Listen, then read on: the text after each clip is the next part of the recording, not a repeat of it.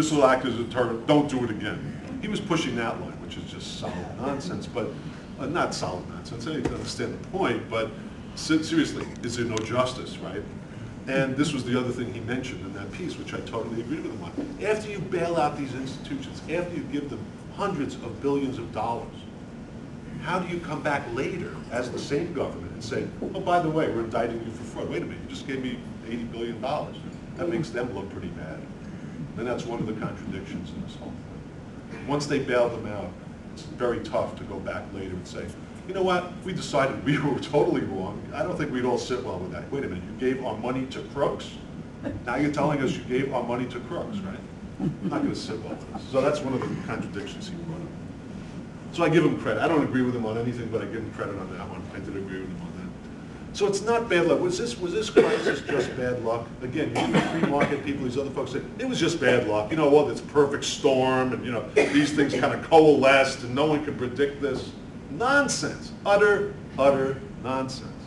The crisis was not simply inevitable, but it was done to us. Again, see the movie Inside Job. Virtual absence of criminal referrals by regulators, unlike the savings and loan debacle.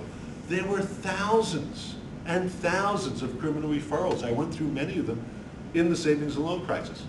Not one in this current debacle.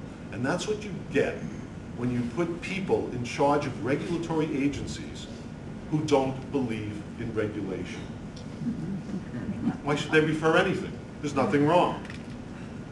Thousands and thousands in the savings and loan crisis, not one regulatory, this was U.S. government, not one regulatory referral in the current case.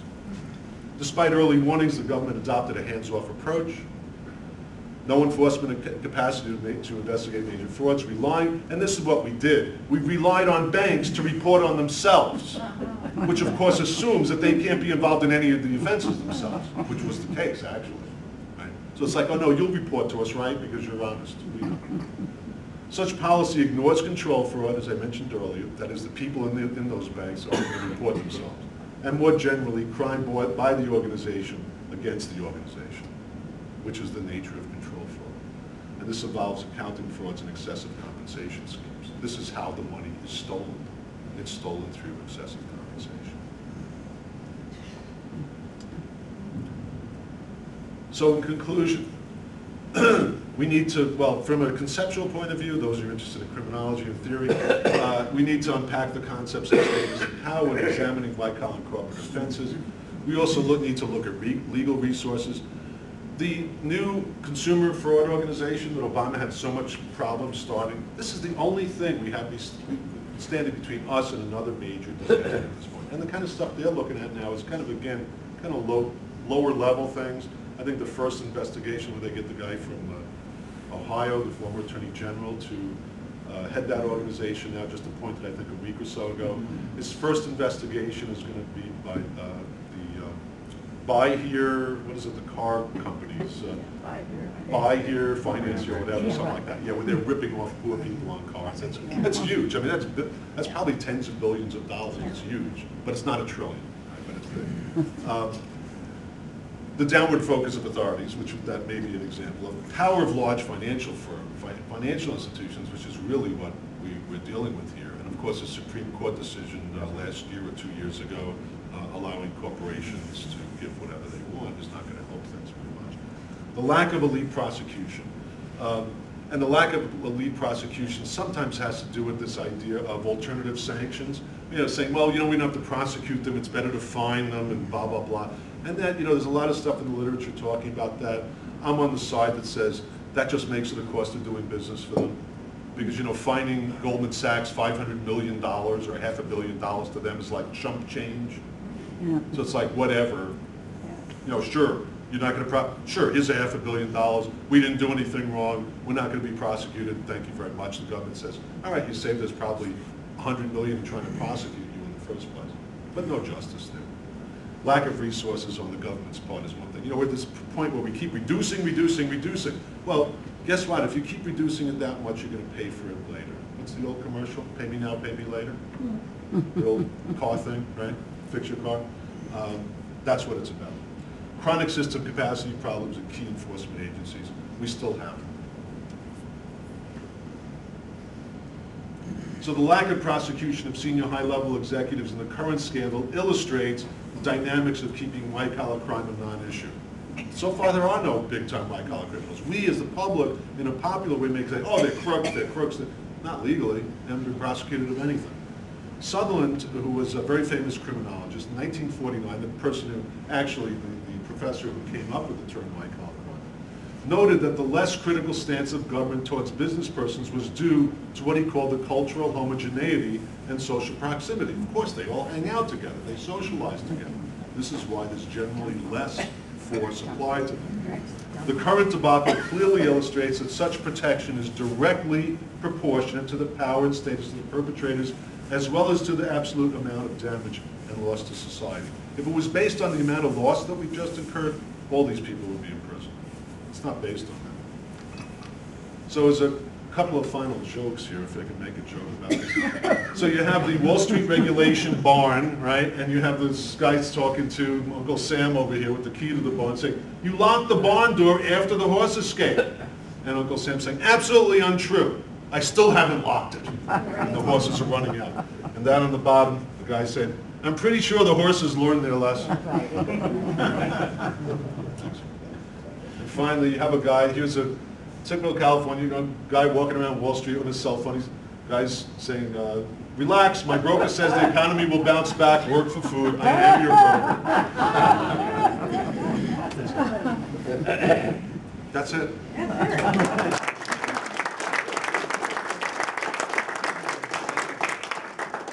Thank you very much. This is scary because you're really saying that what C. Wright Mills wrote X number of years ago and Dump-Off wrote, Sure. Yes. I mean, it's all, nothing's changed. It is strange, and you know, things have to get this bad. Could you repeat the question? We didn't hear the She said that it exemplifies what C. Wright Mills wrote about years ago in terms of the power elite, in terms of the class system, the divisions, and so it is.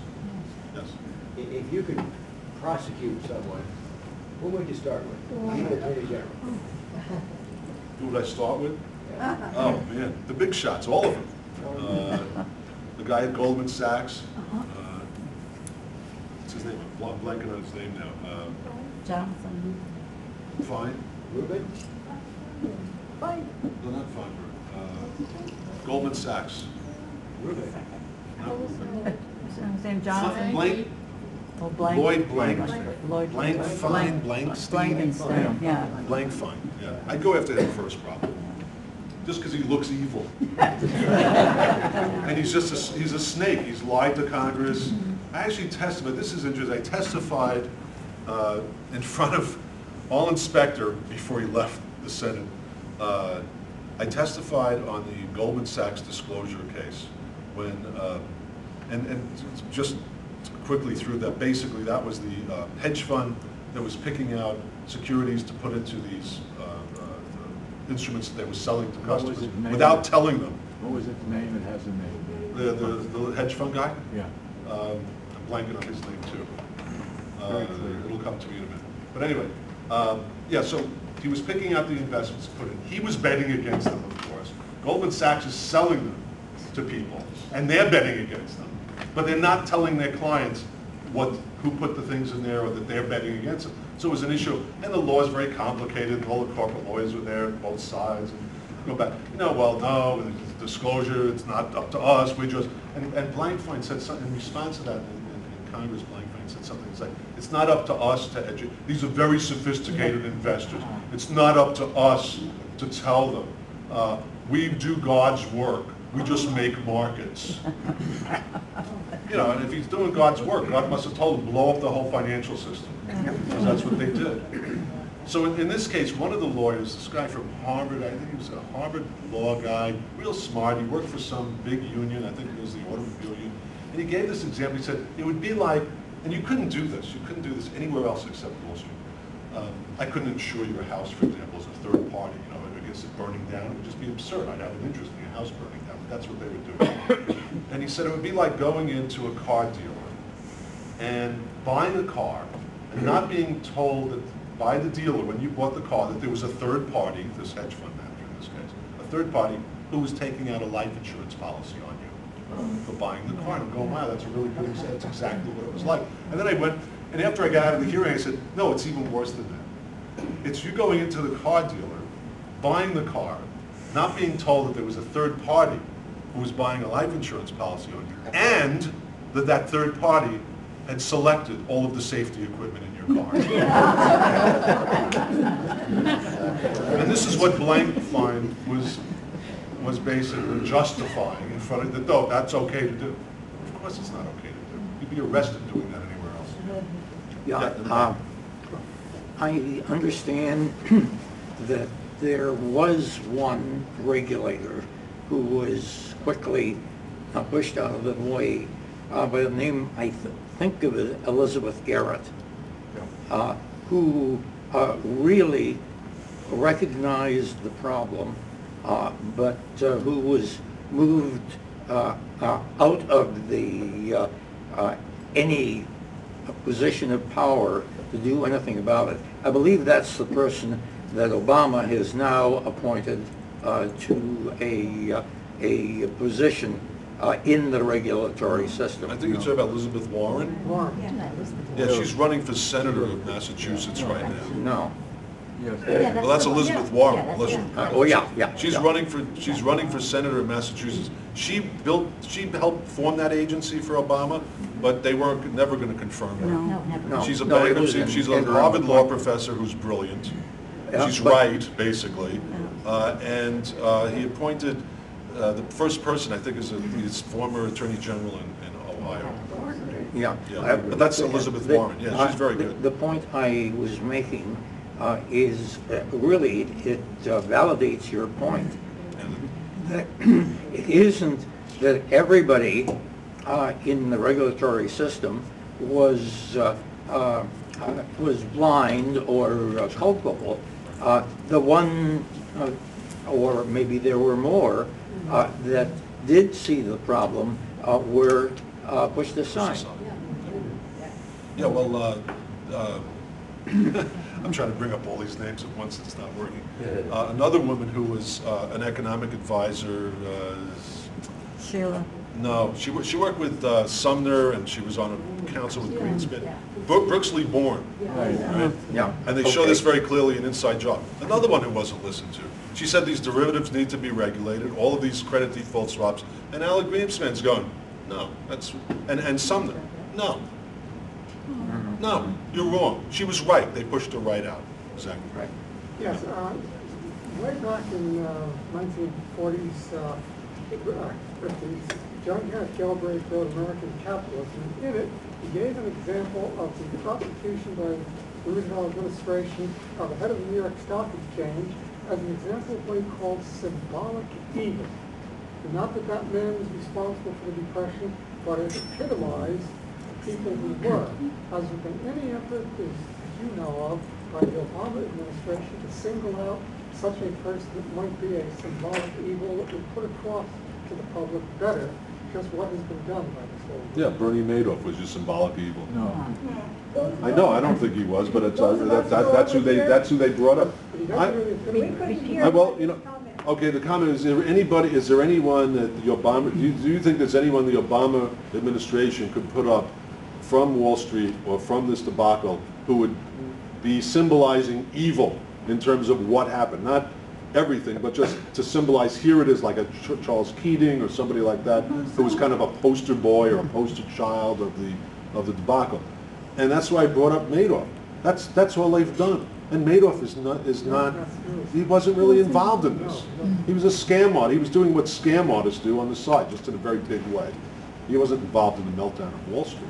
So the answer is no. I can't think of anyone that Obama's going to put up. And Obama there's no question, Obama's been a major disappointment on this. I was in Washington teaching at the U.C. Center right after he was inaugurated. As all this was unfolding, this is right at the beginning of 2009, I believe.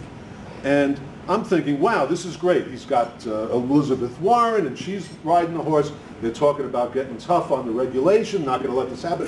They'll listen to some new voices. No, it was all Sumner. It was all Bernanke, right? Greenspan was already disgraced, but now he's coming back for a second wind, right? He won't let go. He was shocked that all this could happen. What? Yeah. And so what did Obama do? He rode his horse to a certain point where he saw, I can't alienate Wall Street and even have a chance of having any money to get reelected. Larry Summer was running the show at the Obama White House at that point. Geithner was just appointed. What does he do? He changes gears, leaves it, it dies on the vine, the whole issue dies, right? Never comes back the way it was, and he starts pushing health care, Obamacare, whatever you want to call it. That was it. I'm going, why are you jumping to that right now? And that was on the advice of the guy who now left, that is now mayor of Chicago, I can't remember. Yeah, Rahm Emanuel, yeah. He's running the show there going, why didn't you finish it? Why, you had the opportunity. People were angry about this. You had all the power of the country behind you to really change it. Walked away from it, went right over to healthcare, and then all of a sudden, healthcare took over the news. Nothing was being talked about in terms of this. Perfect. To what extent does the lack of transparency in the derivatives market cause something like this? It seems to me that you ended up with a bunch of financial instruments that were so complicated that you couldn't really assign a rational level of risk to them. Then everything started to blow up after that. Yeah, this would be the excuse, I guess, of some of the folks involved. That you really, we did the best we could, but these things are so complicated that they have things that we may not see. It's two aspects to that. Yeah. The idea of regulating derivatives, that was Brooks Lee Bourne. She was kicked out the door, right? Of course you need to regulate derivatives. Should you be able to market derivatives and other instruments that you can't assign risk to? Of course not. I mean, it's absurd. But you have to be able to assign. Some of the biggest firms in the United States, we pride ourselves as being like the experts on risk. The same companies that were going down in flames were quote unquote the world's biggest experts on risk. AIG? Are you kidding me? They had no assets to back up those bets that they were selling all over the market. That's why you need the regulation. You need to see what you're selling, whether there's backup, enough backup. Do you have enough capital to be doing this? Not just selling this and then asking us to bail out those credit defaults. Weren't some of these people, like Elizabeth Warren, nominated for the position and then not accepted by all of Congress? Well, I'm not sure if Elizabeth Warren was even nominated because they knew that she would never get appointed. Right. And as a matter of fact, the first year of the Obama administration, it's the Republicans' job now to not look at facts, not to be logical. It's just to do exactly the opposite of whatever Obama says. That's where we've gone, and I believe that to be the case. It really doesn't matter what Obama says. If he says blue, they're going to say green. If he says this, they're going to say that.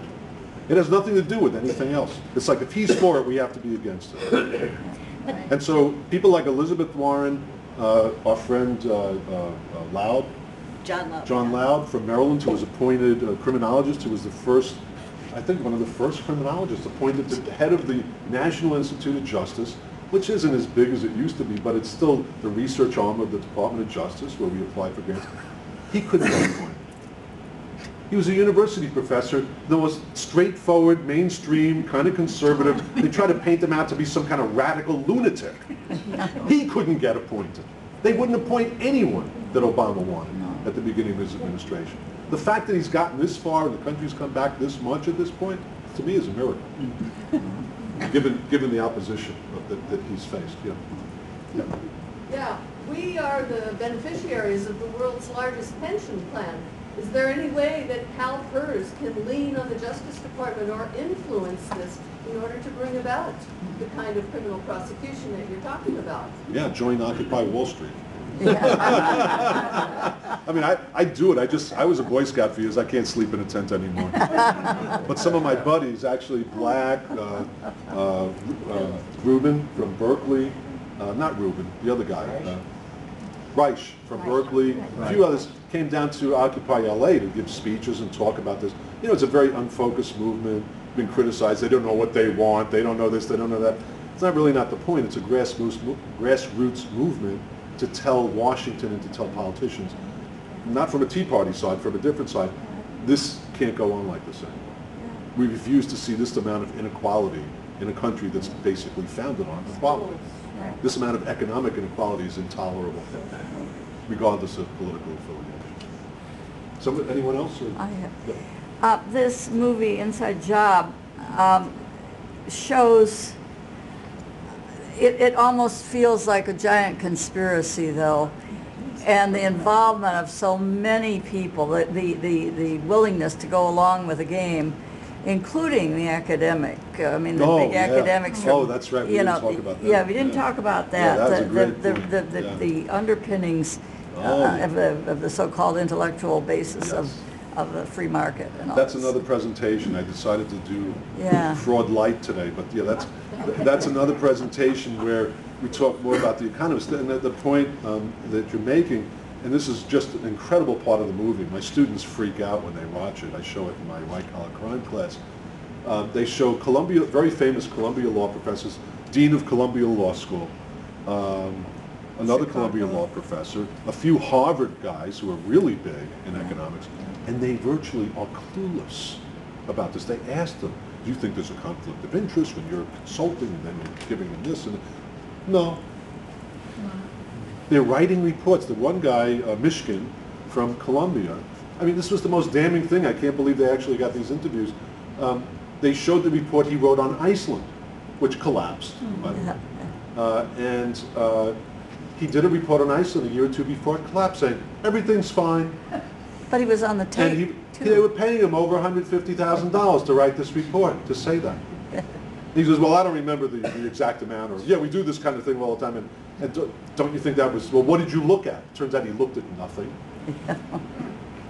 So this is the point. This is really an excellent point. And then, of course, the Dean of Columbia Business School, that was horrible. It's worth watching the movie just for those scenes, because it shows you the involvement of academia, which is our thing, right? Which gives a lot of credibility. That's right. They do the studies and write the reports and work in the administrations that it gives them that power and that credibility. See, we have Harvard, we have Columbia, we have I hate to say it, but those people, to me, as an academic, those people are no better than prostitutes. Right. Everyone has a price. Everyone has a price. This, I presume you're talking about Charlie Ferguson's documentary, where he got these interviews. Right. Inside Job. Inside Job. Yes. And he listed every one of those who were saying that the economy was sound. That's right. Things were good, and then he got them to admit to the fact of how we did, I don't know. Each one of them were getting $100,000 from Goldman Sachs, $250,000 per year, one after the other. He got their Vitas. They got their fees. They never had to declare. That's right. Just the same way as just recently we found in the drug business, in which physicians were touting certain efficacy that nobody else could reproduce, but they were in the pay of the drug houses, but didn't have to declare in their articles. That's right. They didn't have to declare that on their pieces publicly, but I think he got it from their Vitas, because when he was questioning, was it Ferguson? Yeah, Charlie Ferguson. He questioned, well, on your Vita it says that you consult or sit on the boards of these, and he says, are you paid? And then well, how much do they pay you? And he goes, I don't think I have to answer any of you. And then he got very angry. Yeah, right. They're very defensive. It's like, oh, I see, you've been wasting, now I see, I've been wasting my time with you. Well, they expected softball, he expected softball That's questions. right. Yeah. And Ferguson is a well-known economist who's now a documentarian, but originally was probably one of the stars in economics from the Brookings Institute. Yes. You've brought your message to a receptive and informed audience, and we're all with you, but a big portion of the American... Let's all go then. We're going down to take over. But a big portion of the American population is absolutely clueless about this basic message. How do you diffuse it? How do you make it more people more aware? Or how do we I mean, do it's a that? real simple, it's complicated. That's a really tough question, very complicated and very simple. We're all educators. You got to keep educating, right? That's why we all do this. I'm not Michigan. I'm not getting any money to do this, right? I appreciate the honorarium, but I'm not getting paid by any companies to do this work. As educators, it's our responsibility to produce empirical studies and do historical studies and put out a work. And if there are arguments and discussions, that's great. But that's how we get it out. We have to start challenging the conventional wisdom. And the Occupy Wall Street's already started that. Yeah. So I think it's up to me and others to just continue what we're doing. If we fit into that movement or we don't, that's fine. But that's our responsibility as educators and researchers. It's about empirical reality, not about political or ideological stuff. It's about what's the empirical reality here. And to get the word out, I mean, I go crazy when I see some of the demonstrations going on where people are demonstrating against their own financial interests. Yeah. Yes. You know, I'm thinking, get your hand, you know, when I see the posters up, and you know, I'm not insulting Tea Party people, I understand the aggravation and what they mean. But when I see people standing there, you know, I see a guy wearing a flannel shirt, keep your government hands off my health care. Wait a minute, I'm at UC. You folks also had health benefits at Cal State. We had some decent health care. It used to be better, but it's still pretty good. But compared to most, it's pretty good. I can't imagine this guy has anything close. Why is he grasping it so tightly? Get your government hands off. Stop Obamacare. Like we've had government health care in this country for decades. It started with Medicare and Medicaid. And there's about 1,000 other government medical programs for the military and all kinds of other groups. I said, so this is nothing new. That's the kind of, and so that's the point. It's like, why are they protesting against their own financial self-interest? Their own, that's what we have to. Well, I think the Republicans are controlling the message. They don't get it. That's, Fox News, the media, then we can get, now I'll ask the media studies experts here, because I don't know, that's beyond, but I watch that stuff and I go, wow, this is great. A few good things out on media, which, you know, relates to that point. We got to get more involved. Bill Black, by the way, my former student, so proud of this guy. He's probably the best, the most famous criminologist that no one's ever heard of. If you've seen the movie, then I'll tell you why, because you may have seen him. You still don't know who he is. He's the most visible of anybody in the history of criminology, basically. He was in Iceland helping them put together their economic system. He was the chief regulator who I met during my savings and loan fraud project. He was the guy who caught Charles Keating. Without this guy and one of his senior officers, Charles Keating never would have been brought to justice. The entire savings and loan crisis would probably not have been found out about until it created a mess like we're in now. And it was pretty bad even then. He gave up his entire political career as a regulator to blow the whistle and do the right thing. He's been on 60 Minutes. If you've seen the Michael Moore's movie, hate that, I know that's a dirty word to some people. Michael Moore's movie, Capitalism, a Love Story. He's the professor in the middle of the movie who gives Michael Moore the entire storyline. In the middle, he's on screen for 10, 15 minutes, explains the whole debacle. As a criminologist and an economist, which is his background. And he's got a law degree, and he was a former regulator. I call him the most dangerous man in America. what's his name? Bill Black, William Black. If you Google him, he was also on, so he's been on TV shows, he's been in movies, he's kind of a, you know, a rock star, I guess. But no one knows him, but you see, well, there's that guy again. He was on a Frontline presentation, which I showed in my classes back on Keating. Who was the guy who just went off the air on PBS? He had that show for many, many years. Bill Bill Moyers. He was on Bill Moyers' last show. He was on the show Vice. He's back now. Bill Moyers is Yeah. Was he back? Yeah, Bill Moyers is Bill coming back. Moyers loved him. He was on Bill Moyers, did like 40-minute interview on Bill Moyers' show. So he's been around. And if you see the movie Capitalism, you'll see him explain in very clear terms what I just told you. What's your prognosis? What do you see for the future? What do you see with this being an election year? Do you have a sense of Is Obama going to get a backbone? I'm not a political scientist. I don't make predictions. No, I like to be an optimist.